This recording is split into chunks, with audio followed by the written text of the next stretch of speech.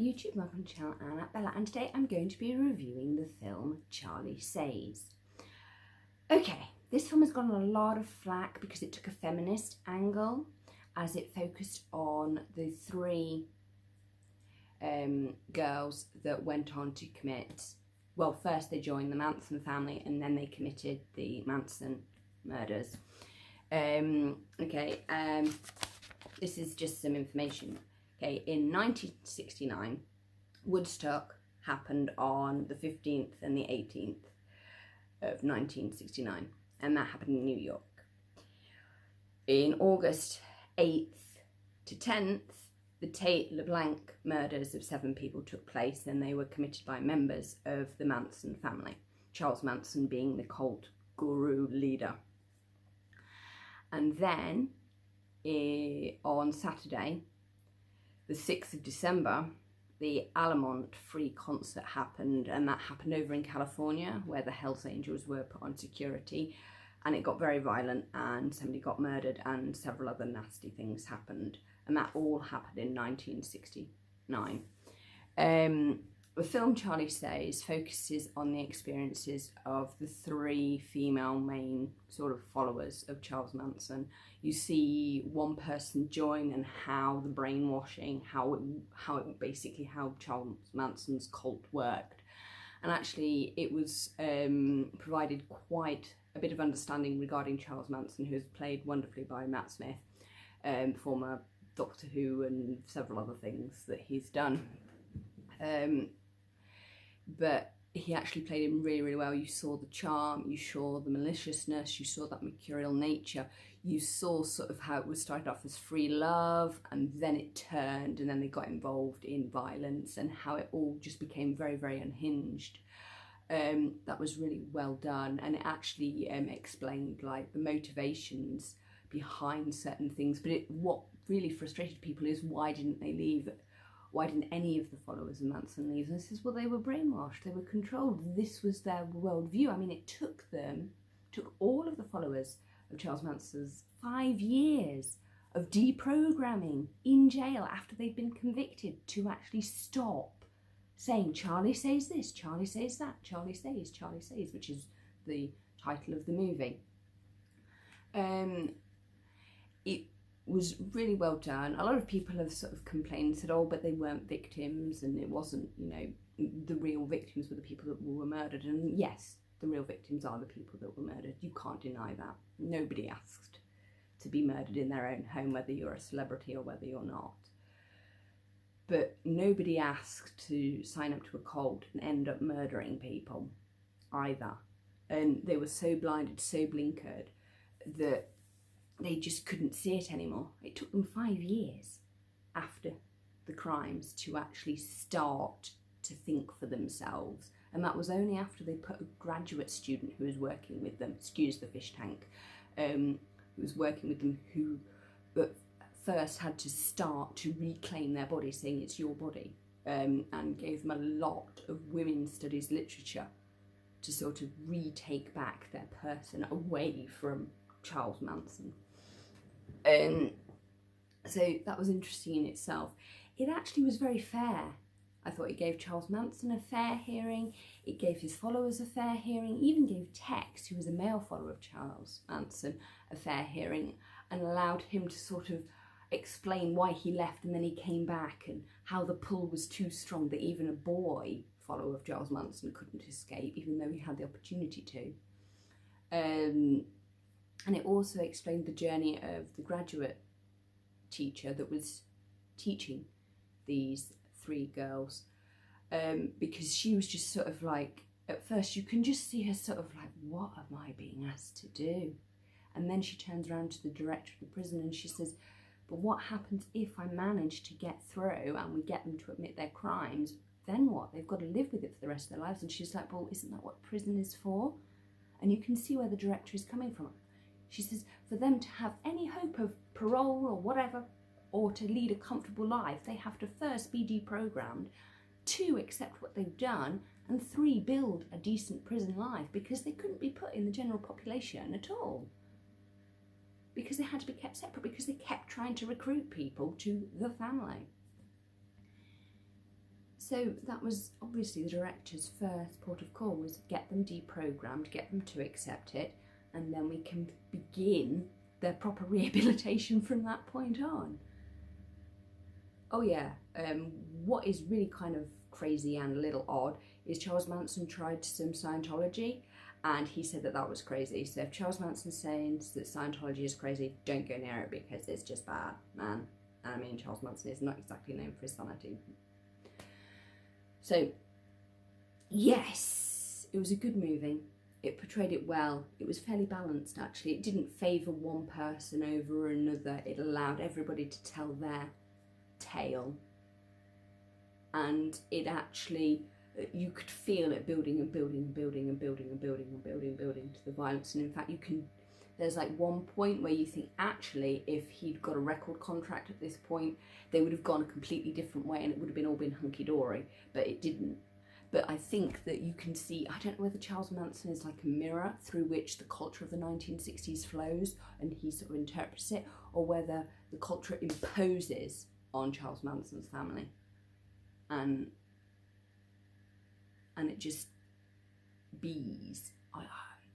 It's really difficult because even today there's like huge references to the 1960s everywhere. I'm still trying to like process the fact that it's 50 years since these events have happened. Woodstock, the Alamo concert, the Manson family. It's really bizarre and slightly odd to think that it's 50 years because it only feels yesterday. To say that the 1960s are 50 years old. Because I mean, Doctor Who had its 50th anniversary and that took place during the 1960s. And that means that it's 60 years since the murder of Martin Luther King, the black American civil rights leader, not the German monk. I mean, it's 50 years since the murder of Malcolm X, 50 years since the murder of JFK and his brother Bobby. It's 50 years since landing on the moon. It's a whole lot of 50 years, people. 50 years since the Doors were formed with Jim Morrison. It's all kind of a bit, whoa. And we're not really talking about it as a society. We're just sort of like continuing on living as if it's all sort of like too early to start discussing when actually it's 50 years. I'm just saying these things. But yes, Charlie Says is a good movie. It kind of, the ending is annoying because you are not going to get a satisfactory ending. I hate to point this out. I don't think anybody can get a satisfactory ending from a film on the Manson murders. But I really enjoyed this interpretation. I felt that it was balanced. I felt that the female director gave voice to the women, gave Charlie his platform to be Charlie Manson, basically. But also it gave him sort of a fair indication of who he was and what he wanted and what his motives were with his followers. And you could see that it was dodgy. It also brought in like the Beach Boy connection. And it just shows you that the Tate LeBanc murders were people who were in the wrong place at the wrong time. They really were. Because had Terry Melcher not moved, Terry Melcher would have got it in the neck. That wouldn't have been a good thing, obviously, but it just shows you that it was pure chance and accident. Life happens pure chance and accident. Really, really bizarre. And kind of creepy, hugely creepy. 50 years. Obviously Charles Manson is dead. I'm just putting that out there. He has died. But it's so weird. And also one of the 3 female followers of Charles Manson has died. There's only 2 left living. And the female graduate student who taught the 3 girls has passed due to cancer. It's an interesting movie. I enjoyed it and I felt that it was very fair. Also, I didn't realise that Charles Manson invented free cycling, which is where you go to a bin and you get out, go to a bin behind the supermarket and you get out all the food that the supermarkets have thrown away and you eat it because that's sustainable. It's really quite fascinating. Where did these ideas come from? And the reverberations of Charles Manson's family culturally is being felt hugely to this day. It's like a big sort of ripple, which is kind of odd and weird and strange. Anyway, yeah, I'm going to get back to this topic. See you in a bit. I'm back. I just had to go and collect a parcel. So, yes, slightly odd.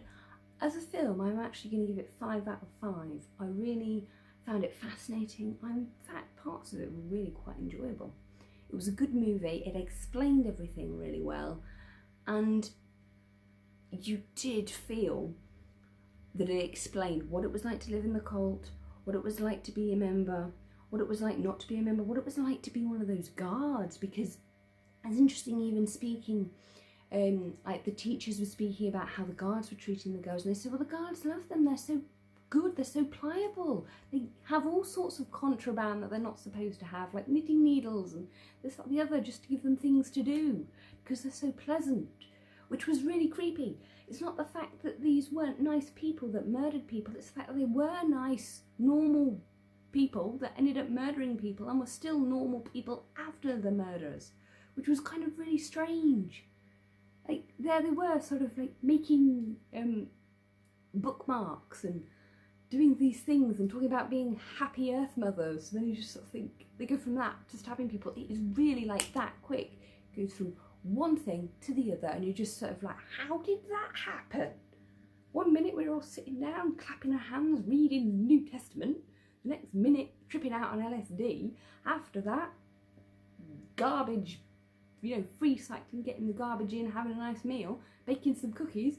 Next activity, we're going to go and murder some people in a house. And you're just sort of like, this got ugly quickly. How did this happen? And you still don't have that answer. You will never have that answer. It just is brainwashing people. It's cult living, and it was complete control. And it was really good how the female director focuses on like the racism and the sexism that went on within the cult, because I felt that came across really well.